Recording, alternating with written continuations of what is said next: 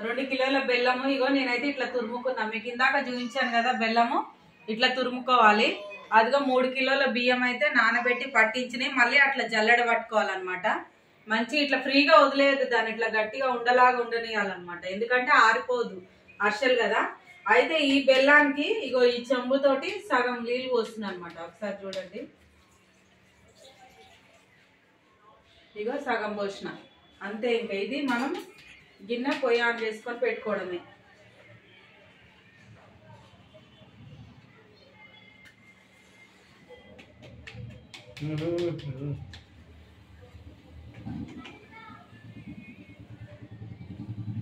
చూసిరండి, stove on చేసుకొని ఈ గిన్నె మనం పెట్టుకోవాలి. పాకం వచ్చేంత వరకు చూపిస్తాం మీకు, అది కూడా పాకం ఎట్లా రావాలి ఏందనేది. ఇట్లా వస్తుంది కదా. అయితే ఈ పాకం అయినట్టు కాదు, ఎందుకంటే మనం ఇది వేడి చేసుకున్నాక దీని ఒకసారి వడగట్టుకోవాలండి. వడగట్టుకుంటే దీంట్లో ఏమన్నా మట్టి చెత్త ఉన్నా పోతుంది అనమాట. ఇగో ఇట్లా వడగట్టుకోవాలి ఏదన్నా జల్లిగెంట తోటి.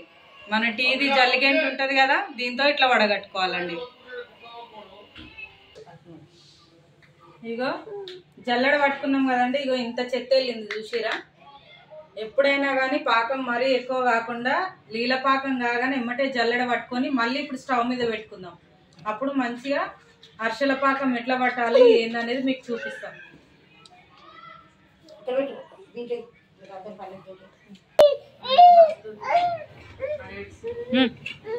ఇదిగోండి, మళ్ళీ ఈ గిన్నె మనం పొయ్యి మీద పెట్టుకోవాలి. మంచి పాకం రానియాలి.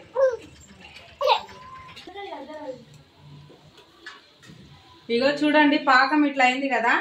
అయితే ఇప్పుడు మనం ఒక చెంచాడు నెయ్యి వేసుకోవాలి. ఇగో ఫ్రెష్ నెయ్యి అండి ఇదైతే. అంతే, ఇంకా నెయ్యి వేసుకున్నాక మంచిగా ఇప్పుడు చూసుకోవాలి మనం పాకం ఎంతవరకు వచ్చింది ఏంది అనేది చూసుకోవాలి. ఇగో చూడండి, పాకం అయితే అమ్మ చూపిస్తుంది.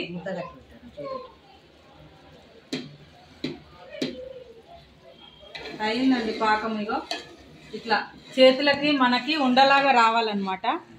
చూసిరా, ఇట్లా ఉండలాగా వస్తే ఇంకా అయినట్టే పాకం. అయితే ఇళ్ళని మనం కొబ్బరి వేసుకోవాలి. ఎండు కొబ్బరి ఉంది కదా, ఈ ఎండు కొబ్బరి తురుముకున్నా అనమాట. ఇది ఈ పాకంలో వేసుకోవాలి. రారా చూపి మనలో.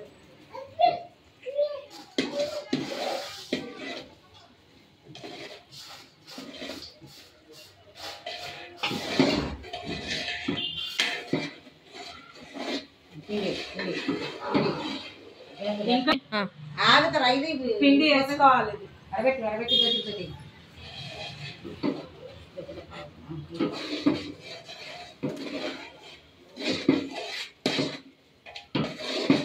పాకం వచ్చింది కదా, ఇది పిండి మంచిగా జల్లి పట్టుకుంది కదా, దీన్ని ఏం చేసుకున్నామండి.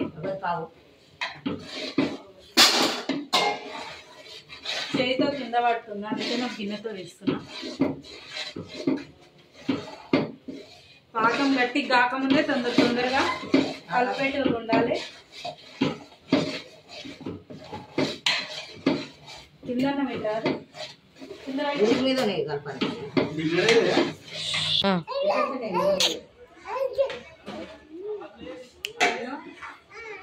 చూస్తారా అండి, ఇగో అమ్మ పాకం కలుపుతుంది. ఈ తడిపొడి పిండి ఉంది కదా, ఇదైతే నేను వేస్తున్నాను అన్నమాట.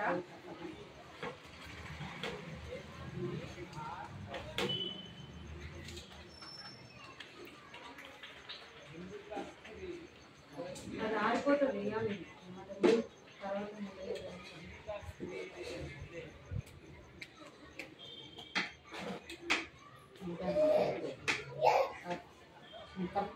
సునీల్